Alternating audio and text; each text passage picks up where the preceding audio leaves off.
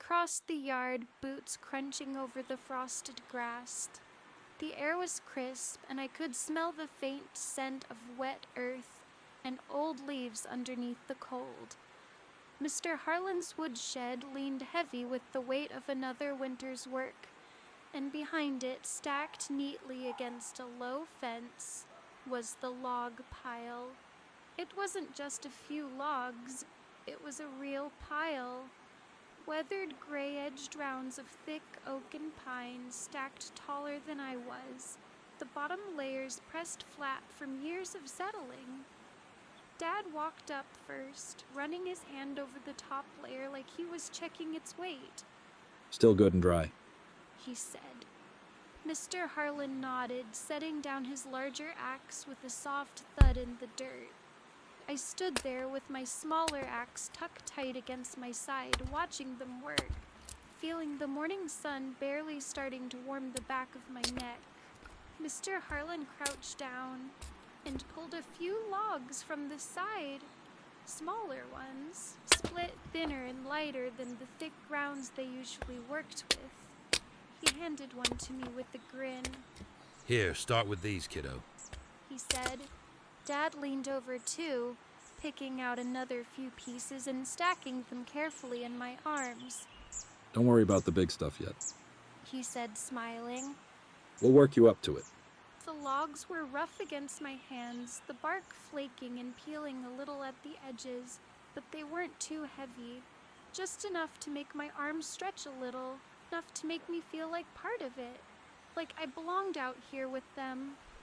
I smiled back at both of them, feeling the weight of the axe at my side and the small, simple pride of being trusted with real work.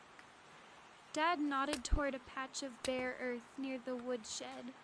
Set 'em there, he said. We'll show you the trick to splitting them. I walked carefully over, stacking the logs just like he said, brushing little bits of bark off my sleeves as I straightened up. Dad showed me how to line up the first log on the chopping block, pointing to the way the wood's grain ran, like it had a secret path waiting to be followed. Don't think too much, he said, handing me the axe carefully. Just aim through the wood, not at it. Let the tool do the work. I tightened my grip, heart fluttering a little, not out of fear, but focus. I raised the small axe over my head, felt the tug of its weight pull slightly backward and brought it down. Crack. It didn't split the first time, just dug a little wedge into the top. Dad didn't say anything, just gave me a nod of encouragement. I pulled the axe free, adjusted my footing, and tried again, harder. Crack. The log split clean in two. A little thrill lit up in my chest as I looked up and caught both Dad and Mr. Harlan smiling at me. I went on chopping the rest of the smaller pieces they'd handed me, one after the other. The thuds and cracks were rhythmic, almost calming. It gave my hands something to do, my body something to focus on. Something real. After a while, Mr. Harlan came over, wiping his hands on his jeans. You're a natural, he said. Then he leaned down just a little, casual. How's your summer vacation going so far, kiddo? I hesitated just long enough to feel it. The weight of the nights, the eyes, the breathing. I swallowed hard and gave him a small shrug.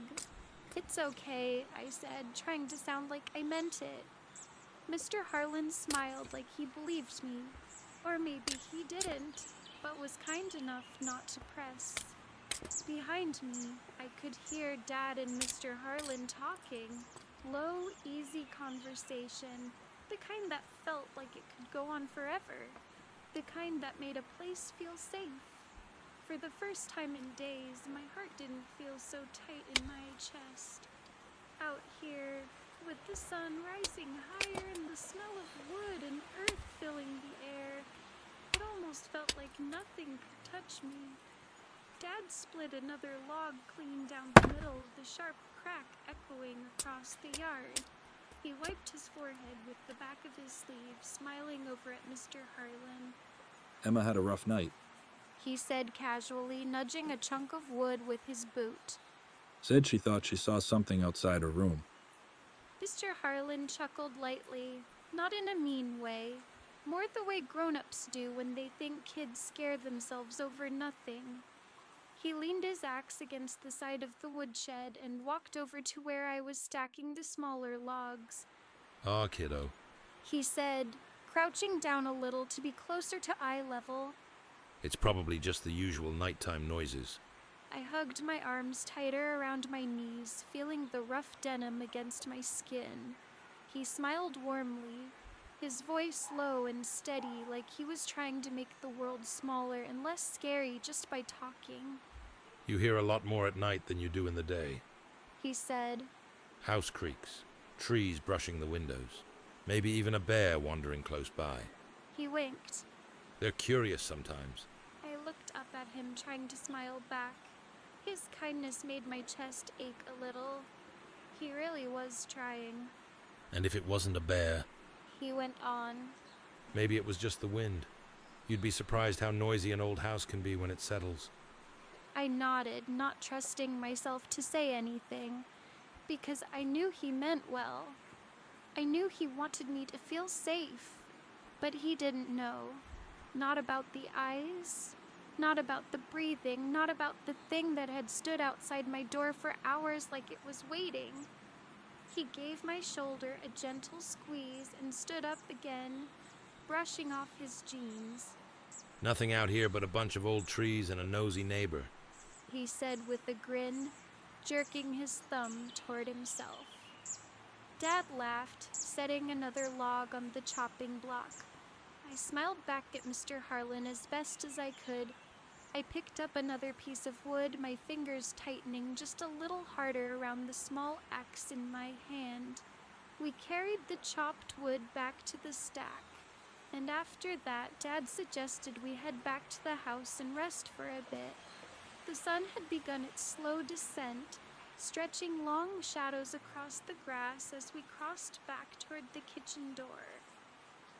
The warmth from earlier had thinned, replaced with a cooler breeze that slid beneath my sleeves. Inside, Mom had already put the kettle on. Soon we were sitting around the table again, mugs of tea in our hands, mine filled with chamomile and honey. The scent curled up like steam from a storybook. It was quiet in a good way. Nobody was really talking, just sipping, breathing, enjoying the softness of the moment. But then I noticed the light outside. It had changed, gone golden orange, the long, low kind of light that stretches across the floor and makes the corners of rooms feel darker by comparison. I glanced at the wall clock. 7:48 p.m. The numbers felt heavier than they should.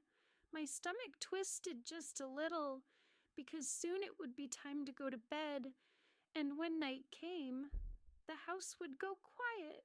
The hallway would stretch long again, and I didn't know if the eyes would come back.